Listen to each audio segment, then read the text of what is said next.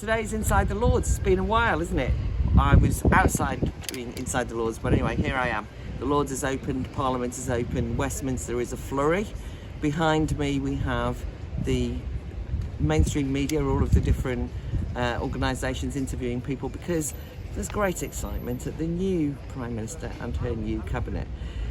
I say it in a rather tired voice because I really, really want to believe that at last there are some grown-ups in the room. I want to wish the Prime Minister well, regardless of what I think of Liz Truss, because I feel as though we've got so much happening at the moment that's serious that I want any government, Conservative, Labour, any government, to pull off what needs to happen, which is a huge amount of imaginative, energetic policy that can help us deal with some of the issues that we face short term, but also I'm hoping that there will be some long-term thinking. When I say that we need some energy, I mean, we're all aware of the terrors of the cost of energy. So many people are worried about it. There's two things to say about this. Firstly, I do worry a little bit that people are over frightened. I mean, this is a real challenge, but I can see people already behaving as though they are facing bankruptcy yesterday, and I'm not unsympathetic to the fears of poverty, God knows, but I don't want people to be dominated by that climate of fear. I think there is too much scaremongering going on. The second thing is we need long-term policies as well as short-term policies, and we need an energy strategy. And at the moment, I'm still not convinced that this government has quite grasped the enormity of what needs to happen in terms of an immediate use of fossil fuels, an immediate start of, for example, fracking. It's just getting a sense that these things are really on the agenda is so important. In terms of Inside the Lords, it's packed at the moment, and it's likely to be even more packed when Boris Johnson announces his leaving peerage list. There's going to be all sorts of cynical comments about how the House of Lords should be abolished. Fine with me, but people always say that when people go into the Lords that they don't like, whereas actually they often support the House of Lords when it's doing things that they support. My view is that it is an undemocratic second chamber, as you know, but I'm not going to make a particular fuss about the people that Boris Johnson chooses to go in there. It's not just because I, 2 years ago, was one of them, but because that's just the system, and you either abolish the system or don't complain about the people who were chosen by Prime Ministers, whoever they are, Tony Blair or Boris Johnson. But what I can say is that the House of Lords is not functioning properly at the moment because government is not functioning properly. There are all sorts of bills that are being sidelined or going through the motions. It's very unclear what the real legislative programme will be, but I'll try and keep you informed. I'm genuinely shocked that one of the first things the government's done under Liz Truss is to dump the Bill of Rights. It's not that the Bill of Rights was perfect, but I felt that symbolically, and more than symbolically, it was an attempt at saying that the decisions about legislation, about rights, would be decided in terms of domestic law and not depend on European law or European Convention. It felt to me quite brave, not because I'm a great admirer of Dominic Raab, but I thought that those people who said it was the abolishing of rights were just being hysterical, and I'm nervous that that's one of the first acts. I'm also nervous, by the way, that one of the people that caused some excitement, and God, there wasn't much in the hustings during the summer, Kemi Badenoch, who people saw as being a really intelligent, interesting outside candidate who got knocked out, but who everybody felt was going to be given a really important role in terms of taking on some of the more egregious aspects of the culture wars, the identitarian politics of the day. Kemi Badenoch has now got something like international trade. You know, the great hopes for her to be in education or culture might have been wishful thinking that she would resolve it, but she certainly was somebody on the right side of that argument, and she hasn't got either of them. She hasn't even got the equalities brief, which is very disconcerting and worrying. I have only spoken once since I've been back in the Lords, got squeezed out of one debate. I'm about to try and get in on the NHS, managed to just have a question on leaseholders, but because I don't believe the laws that are being discussed at the moment are particularly serious, I'm just using my time differently in Westminster, and that is to do politics that I'm much more at home with.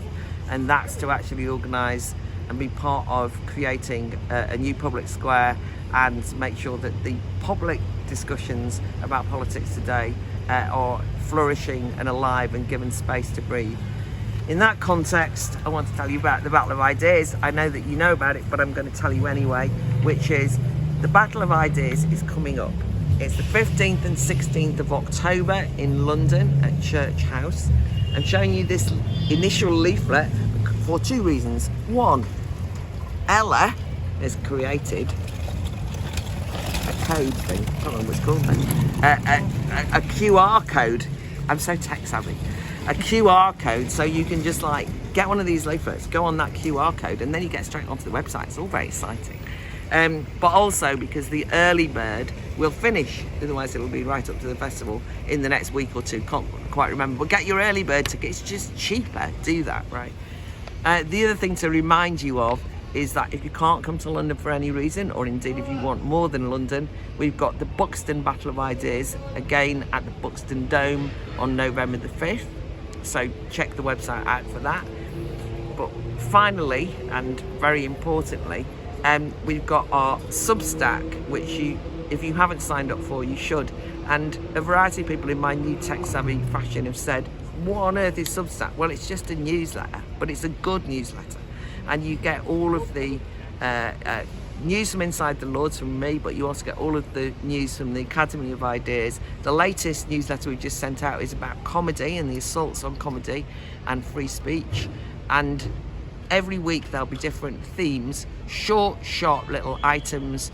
You can keep up to date with the Battle of Ideas as a festival, but more importantly, you can join in the Battle of Ideas, because it really is what's required. And I'm afraid I'm not yet convinced that this government really understand that a Battle of Ideas needs to be won. But we're never going to just depend on parliamentarians, and so therefore the Battle of Ideas is going to have to be fought in the public square. Join us. Hi everyone, I'm here to do a PS, an important PS I think, on my Inside the Lords, which I did yesterday on Wednesday. Today it's Thursday afternoon, and it's for a couple of reasons. First of all, yesterday I didn't have very much to report, and the House of Lords to a certain extent haven't really started, and so there's a little bit more to say today. But I think I need to start by acknowledging the news that's just been announced, which is that the Queen is very gravely ill, and I don't know whether when you watch this what the situation will be, but I wanted to reflect on the situation that we're in now. As somebody who's been involved in revolutionary politics, as a Republican, historically, you'd think that maybe I would, feel fairly indifferent to what happens to the royal family. But actually, I think it's hugely important, not just at a human level, and goodness knows, the Queen is my mother's age, my mother died a couple of years ago, so at a human level I always feel very keenly, she was exactly the same age, whatever is happening with the Queen's health, and therefore thinking of her family now. But actually, politically and historically, what it means at this moment. I had guests this morning, Constantine and Francis from Trigonometry. I was showing them around the House of Lords and I really enjoyed it. And Francis made a very important point, because he kept saying about the visit that it really brought home to him the whole history of democracy, the whole sense of the tradition that lay behind the parliamentary decision-making houses of Commons, houses of Lords. And I think it's very important in a period in which, let's be honest, we have historical illiteracy, a real a tendency to despise history, to misinterpret history, to flatten it out, to reinterpret every single historical event through the eyes of today in a very narcissistic way. It's very important, I think, to recognise that the Queen, particularly, has lived through huge swathes of modern history, and that she actually represents, not just to us, but to everybody else. In her own life, she's seen some of the great historic changes and understands, I think probably better than anyone, the differences that different political eras, different historic times have had in her own lifetime as the Queen. It's the case that, whereas I would rather be a citizen than a subject, that the sense, therefore, of historic tradition, the understanding of the different periods of history, are embodied very much for most of us who are alive in that Queen. She's older than and has seen all those historic events that are so glibly tweeted about or referenced all the time. She was there. She actually was at the heart of things, and I think therefore that when and if anything happens to the Queen, we will all feel that as a very important, deep, hurt in a way, and a sense of discombobulation, and we know that it will be of some historic importance. So I wanted to note that. Just on some of the updates on the Lords, and this is very quick now. Having filmed my Inside the Lords yesterday, I went in and there was another historic occasion happening, which was there was a new leader of the House of Lords because of the new government under Liz Truss being announced. And Baroness Evans, Natalie Evans, had actually been historically one of the first women leader of the Lords, and she was standing down, and there was tributes paid to her from across the house, and it just really dawned on me in the spirit of that tradition that the place was packed, and I didn't understand why, and it was because everybody wanted to be in there to pay tribute to her, and also to welcome the new leader of the Lords, who is Nick True, Lord True, who I have to say I have a great deal of regard for, and so I was glad to see him take up that position, and I wish him well. But again, it was that sense of, for all my criticism of the Lords, I felt as though I was there at an important moment. Things change, and history is like that. Politics, everything changes. And the other thing to reflect on, of course, is the historic announcement today about energy crisis, energy costs and so on that the new government has made. I think that we all understand that something extraordinary is happening, that we face not exactly unprecedented challenges, and I don't want to go down the kind of scaremongering route, but things are on the move, things are being shaken up, and people were genuinely terrified about the cost of energy, and we've been given a 2-year leeway, some kind of a cap of sorts of £2,000. Whether the government are right or not to have ploughed in and got some of those profits from the energy companies is the matter of politics and what we rowed about. But I'm sure that people will at least be relieved that they are going to get some temporary respite, or it's not quite as frightening this afternoon as it was yesterday. However, this is the most important thing. Money doesn't grow on trees. We need to have an economic renaissance if this is going to work.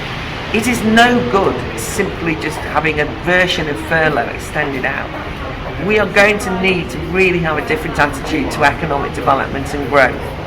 And one of the announcements of today, which is overturning a ridiculous moratorium on fracking, which was brought in really because of kind of pressure by eco worries about its safety, a lot of scaremongering about that has been overturned, about time as far as I'm concerned.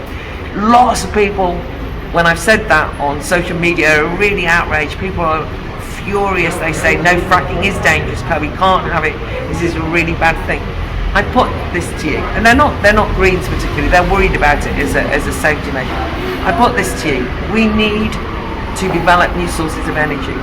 We need to have a plan that goes beyond what happens in the next month, how we pay the bills. There needs to be, if you're going to have any kind of an economic renaissance and get out of this and grow the economy so that you pay off these debts, there needs to be a massive increase in the use of energy, and therefore we need more energy. And at the moment we are held back by an ideological commitment to net zero, by some of the sloth and a slowness of an overcautious establishment. So if Liz Truss's government even does a smidgen, and in my Inside the Lords, which you're about to watch, my next part, I actually say, for God's sake, start, using fossil fuels, start doing something around the energy. Anyway, she's done that. I have to give her credit. I'm not a conservative, but I want to acknowledge that, and therefore I'll see what happens. And whilst I'm not a Republican, I think the significance of what's happening in relation to the Queen is not to be underestimated. This is an important moment in history, and it shows you that nothing stands still, and it's very important that we grasp that we are history makers, not victims of it. But when history is on the move, we should be on the move too, not bystanders.